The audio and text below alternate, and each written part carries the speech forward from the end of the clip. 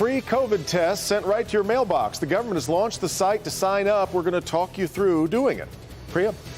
The victims of Dr. Anderson spent decades trying to heal after being sexually assaulted at the University of Michigan. Now, with the president being fired, they're reacting on the university's culture. And the local forecasters tracking a cold snap on the way, and that's not all they have their eye on. Live from downtown Detroit, home of WDIV and Click on Detroit, Local 4 News at 5 starts now. But we're going to begin tonight with human remains found inside a home on Detroit's west side, and they're believed to belong to a missing mother of 4. Yeah, police raided the home on Vaughn Street, not far from the intersection of Tireman and Evergreen. Defender Sean Lay working the story. He's with us now live with more on where the investigation stands. Sean. And Devin, these details are extremely disturbing that we are learning tonight. The mother of 4, her name is Latima Warren. She's 33 years old. Late yesterday, police went inside her home with a search warrant, finding bags, multiple bags with human remains in them. Sources telling me just now, before we came on the air here at 5 o'clock, that more human remains were found inside Warren's home. This is a horrible development for family members who have been searching for this mom for weeks. I'm the only person that's been on this case, okay? Glenn Parks has been doing everything she can to find her loved one, 33-year-old Latima Warren, a young mother of 4, including a newborn, since Warren went missing December 22nd.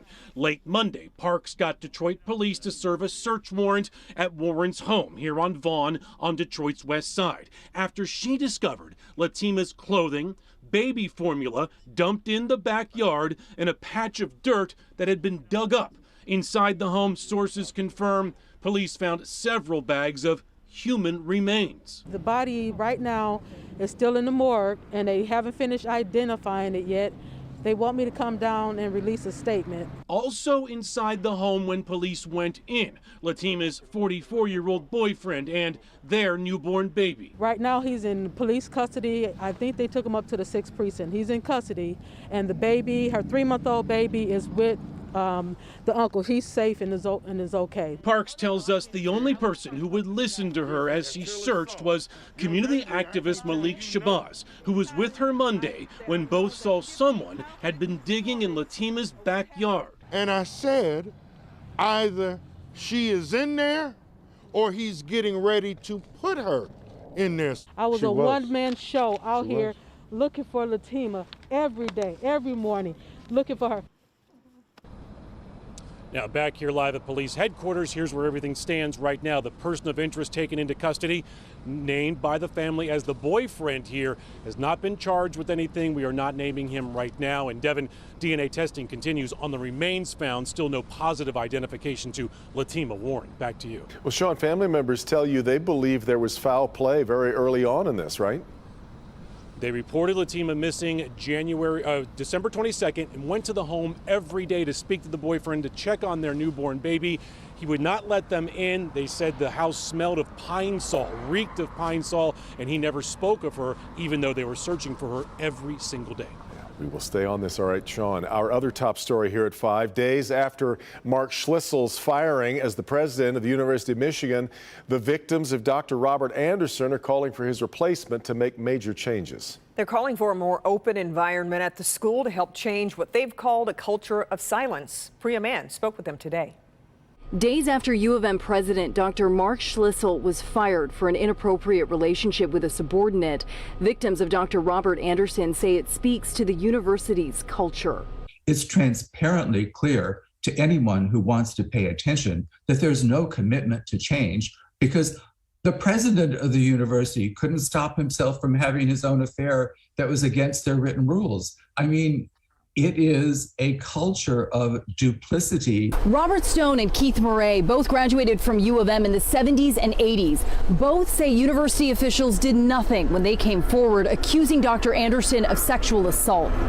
We go to the extreme example of a Dr. Anderson, which is very, very different than what ex-President Schlissel was being accused of.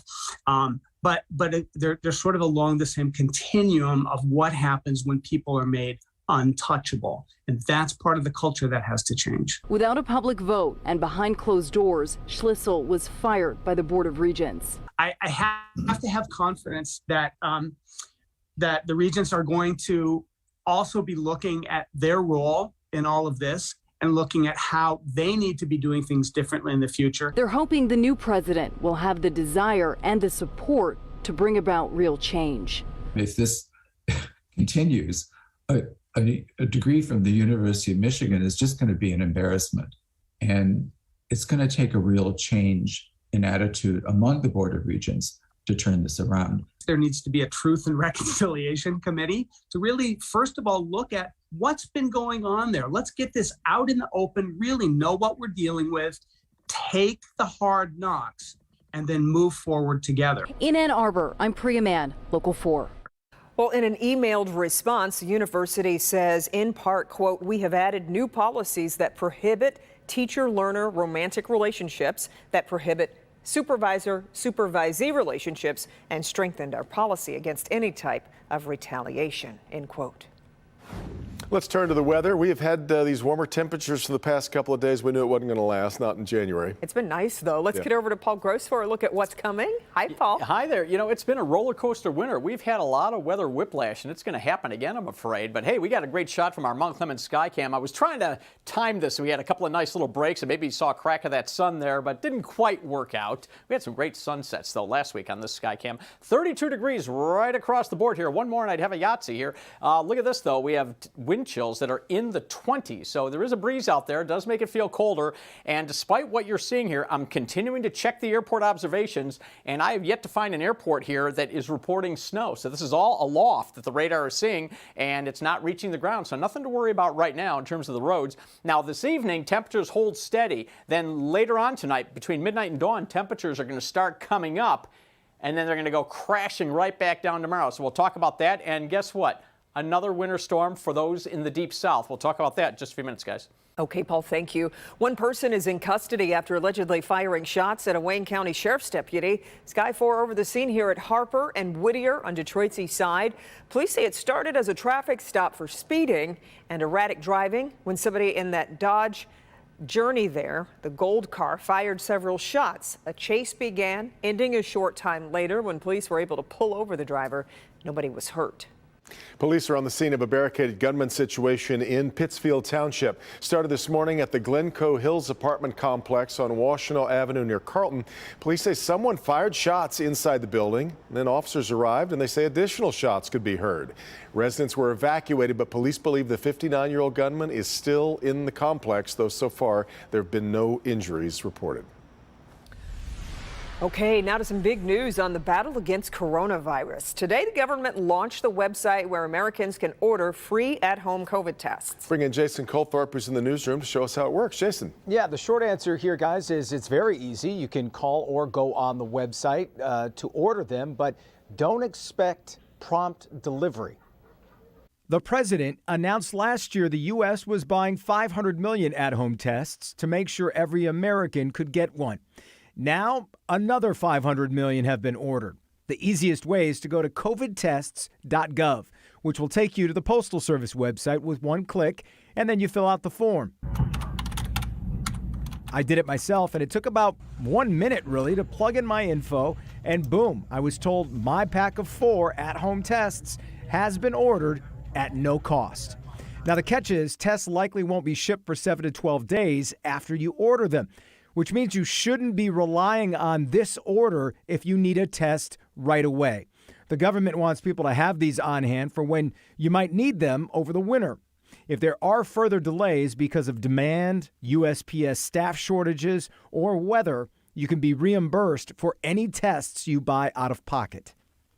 Now, technically, this website is launching a day early, and they are expecting usual problems that might be accompanied with a website rollout. But as I said, I had no problems.